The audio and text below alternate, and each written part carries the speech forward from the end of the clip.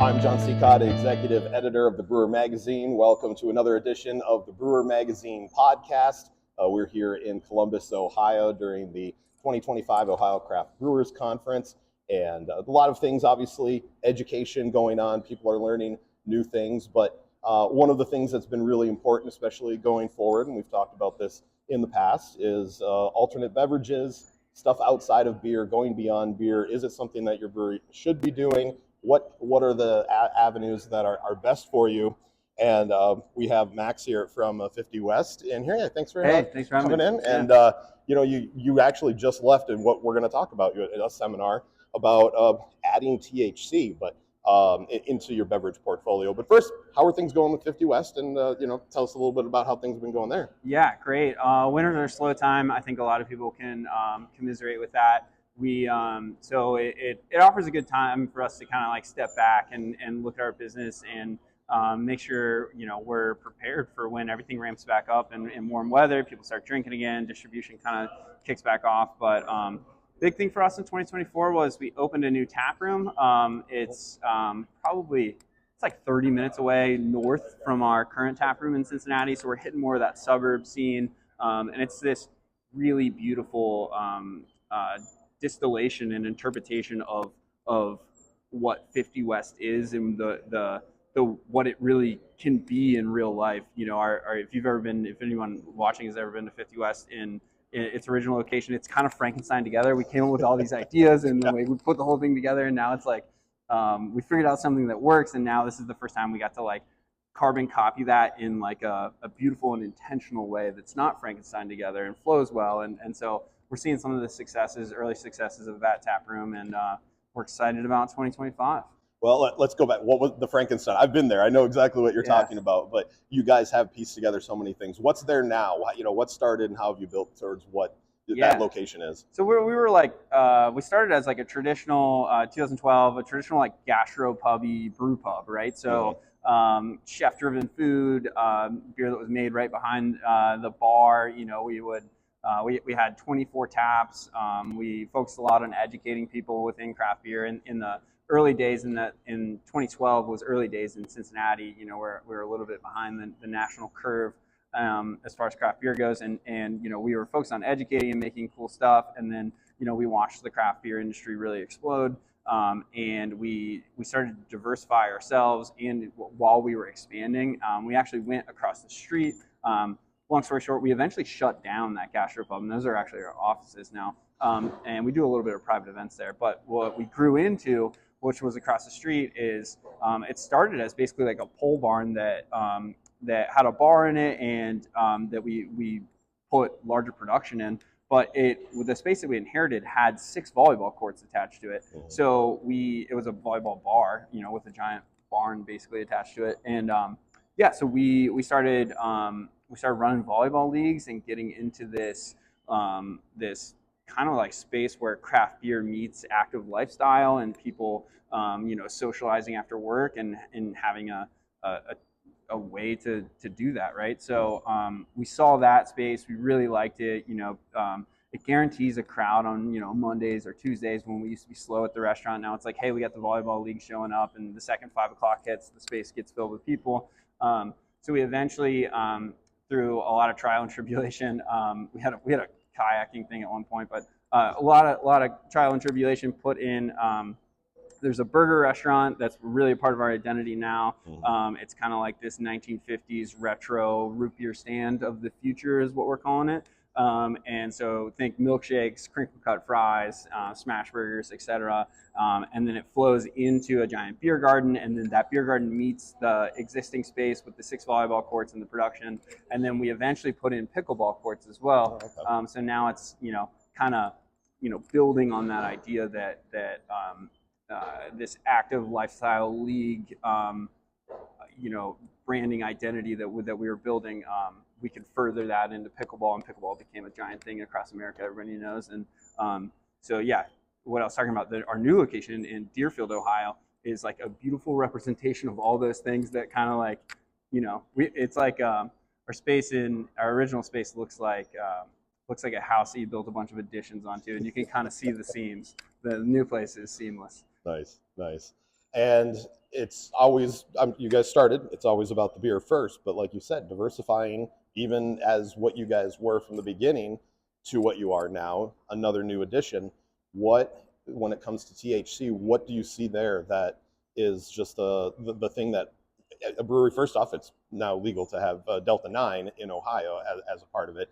Talk about what you guys wanted to do and where you're going with it right now. Yeah, so like I'm gonna backpedal a little bit just to a point in time where we could really start seeing the craft beer headwinds start to hit our distribution, where it got just tougher to sell. The marketplace was filling up.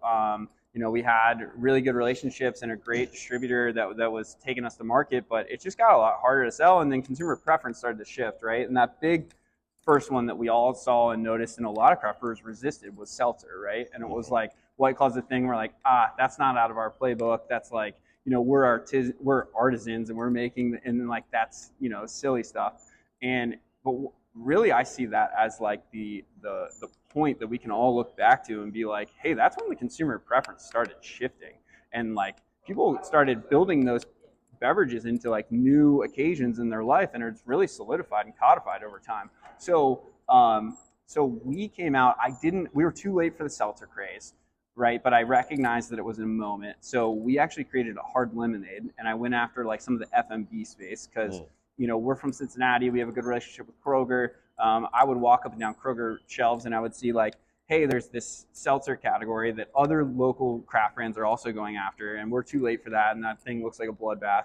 So I'm like, ooh, what if I could do FMB? There's no local craft over there. So we made a hard lemonade that worked, but looking back now, more so it was like, hey, we just learned a ton of lessons about how to like go into this beyond beer segment, right?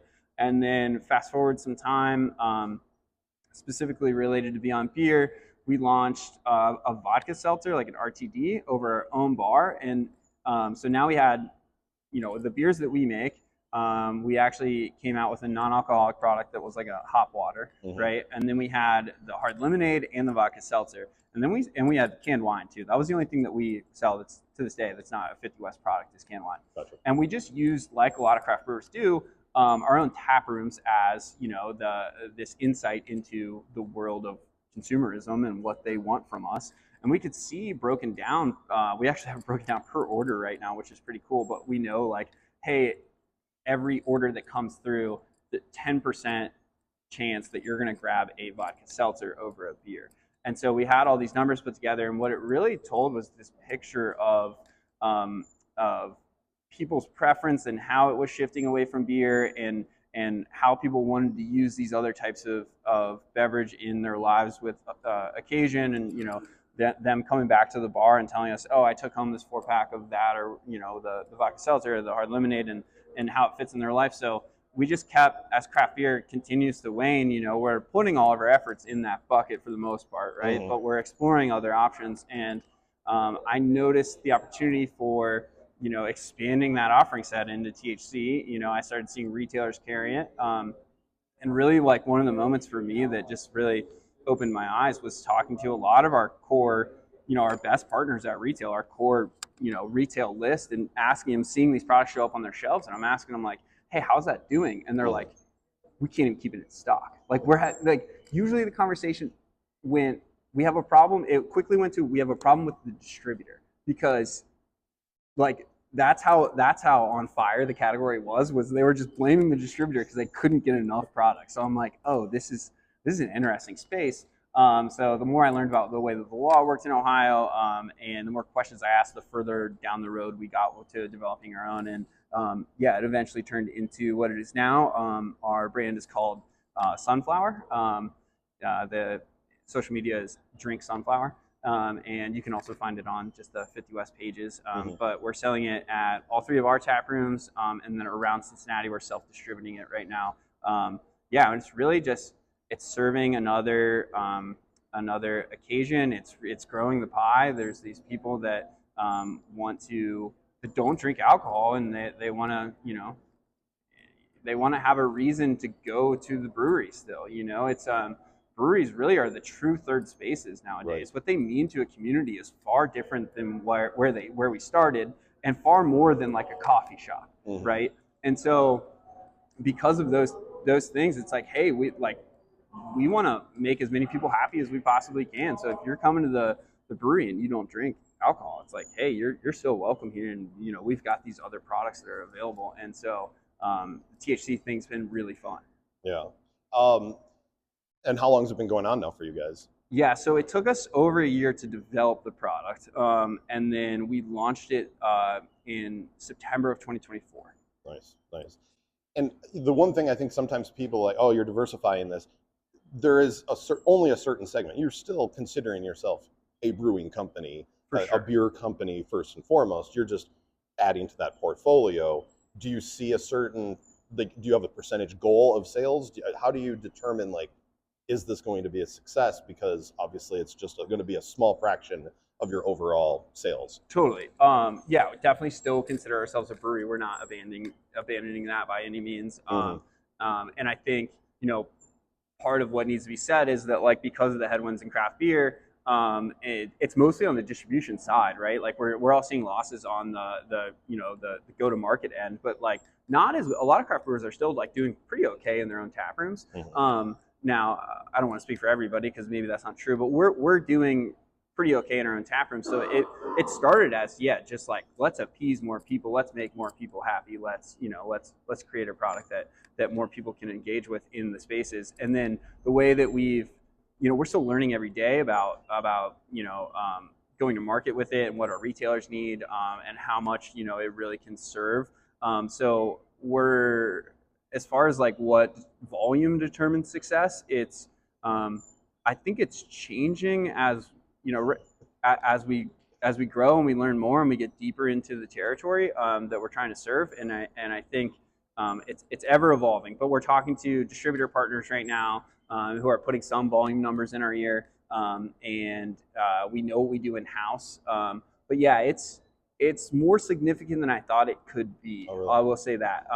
It's not going to eclipse the amount of beer that we make. Right. I think we made 8,000 something barrels last year, but it's definitely going to add to it. I mean, within a 4-month period, we've sold, I think, close to 3,000 something cases.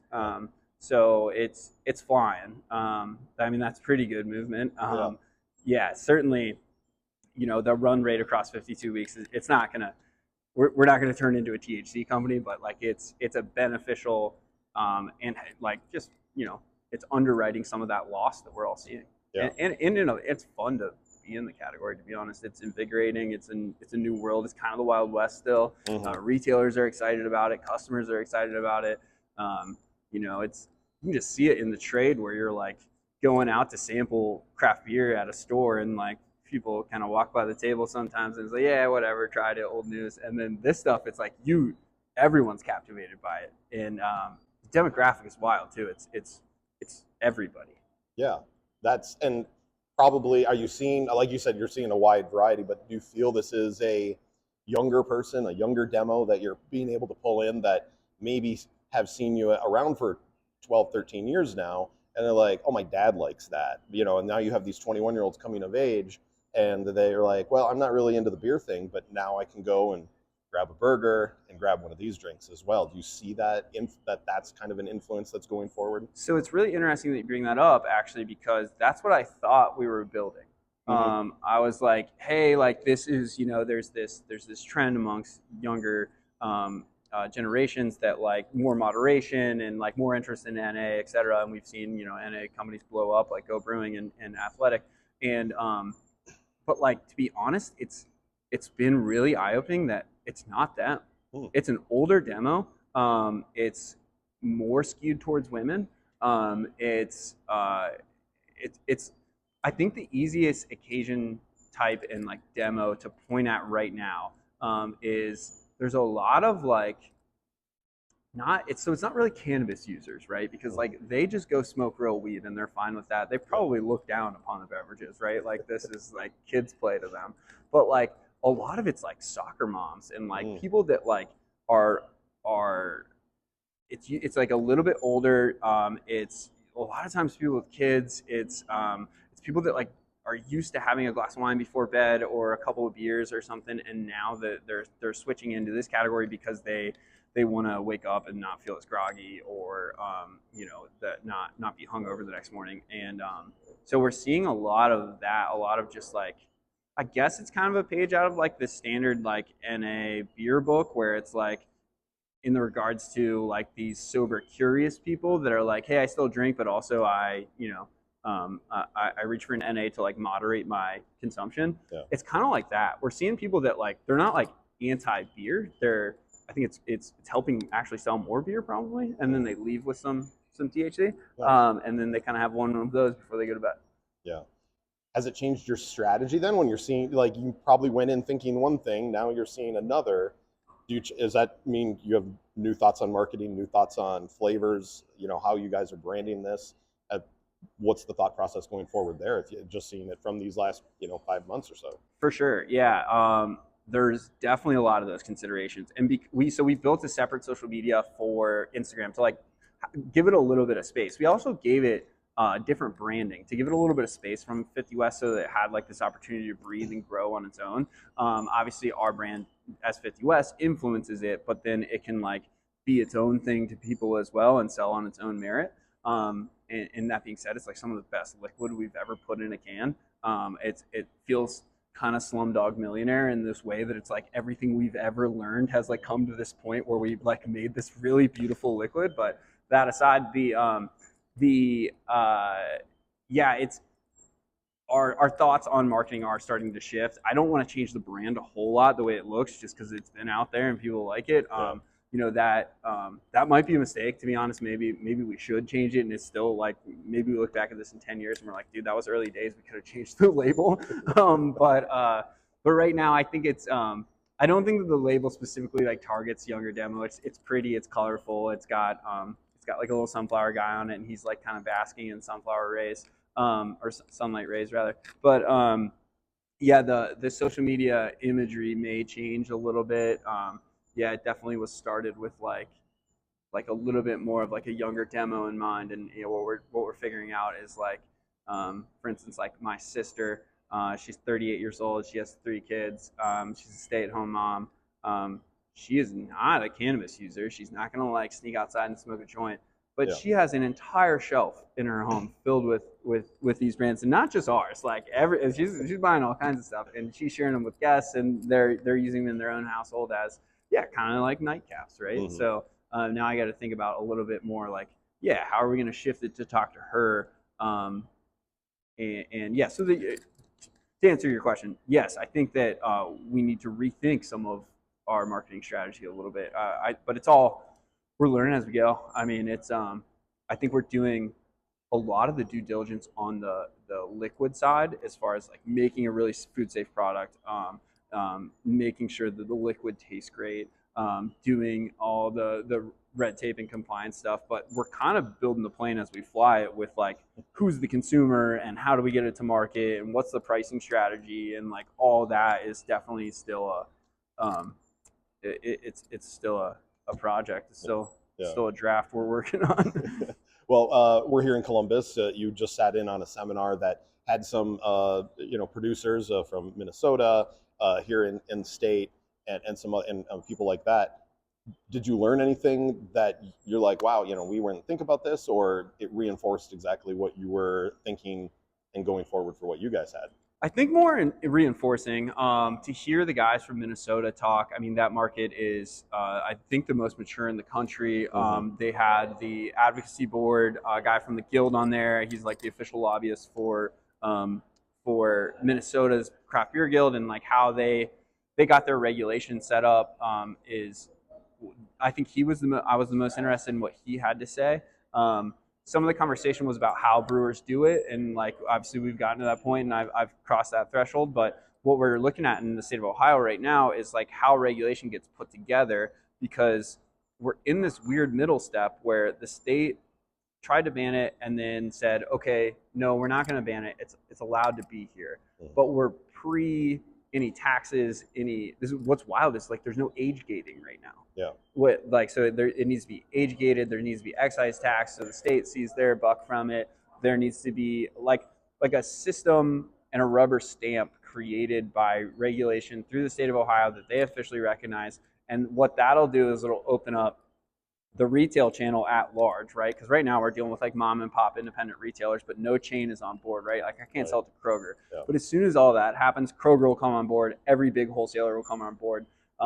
We sell beer through 4 Miller Coors wholesalers, and they're all interested in the product. They're like, we want to carry that, but we're scared for these reasons. But like once, I think that those will be answered with regulation and an official recognition from the state saying like this is how these products are approached at retail and at wholesale, and yeah, I think a lot of those questions need to get answered before like the industry blows up in this state. Sure.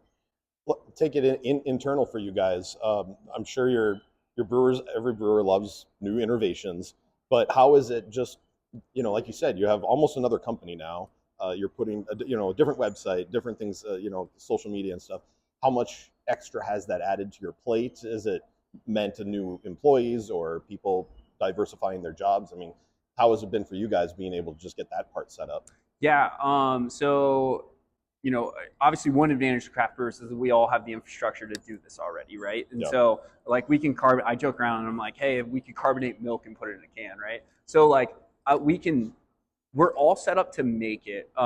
In the production process, obviously your audience is mostly brewers. Speaking to them like, hey guys, it's as easy as you think to make it, right? Like it's mixing it in a tank and carbonating it, right? Yeah. There's a lot of considerations for like food safety and such, but like that aside, it's as easy to produce as you think, and you can make it. Technically, we can make it in like one day, but let's call it 3 to 5 days based on like other stuff that happens, plus all of the lab testing that you have to get done because you want to ensure that the product's food safe and that the potency level's correct, and like so we wait for some checks, some gates to pass through before we actually move it into production. But like production wise. All craft brewers are really set up to do this, especially if you have your own canning line, but even if you don't, you mobile can, whatever. So that part of things has been pretty seamless. Obviously, it's a growing segment, so I think it's going to get hard to work it into our production schedule. But right now, especially it's winter outside, I mean, it's not so hard to build it in, and because it's so quick moving, we're not using fermentation vessels. We're just going straight to the bright tank. So we're like, we're mixing it, putting it in the kettle, kill stepping it, doing a few other things, and then getting it to the bright. So brew day wise, it's quick. I don't know if we've ever tried to like put it on top of an actual like beer brew day. We've always separated it into more of like cleaning days or like days that we're not brewing. We can like, push this thing through. But I think it could even go on top of a brew day. As far as people goes, we're self-distributing it. So yeah, we're driver selling it. So we bought a Sprinter van and hired a sales rep. That obviously took some of our time through training and introducing them to the retail trade and like partners that we typically work with. And then there's all there's some burden on accounting because now they have to process invoices that we're self-distributing. There's a burden on our time. As far as like marketing goes, now there's we've got a social media specialist in-house that's also a photographer, and now she has to manage another website and another social media channel, and there's lots of people asking questions about it, right? So there's lots of time on the phone like answering what everybody's question about the product. So I would say significant but not debilitating. Yeah. As far as like our investment of time and money, really, it's happening right now. But like, here's the thing, it's also fun. Yep. Because the category is not as tired as beer. Like beer can be a grind sometimes, and it's hard to like find these shimmering spots of excitement when it comes to like selling beer to retailers. And this thing is just like a whole new game, and like so. The time that I have spent on it, I've actually really enjoyed. Nice. Well, it sounds like things are going good. I'm glad for you guys. It's always good to, keep always thinking about what can be next and understanding that it's been a tough time in craft beer, but you don't have to just make beer to be a brewery. I think I think we're losing that stigma. I think a lot of people have stopped thinking about that? Because I think there was pushback years ago, and I think people are either it's the people that are coming into the industry and wanting to do it this way, or some of the old guard is just saying, yep, you know what, this is what we need to do. So best of luck to you guys. Thanks, man. I really appreciate it. All right. Thanks so much. Yeah, appreciate it, John. Good to talk to you. You too.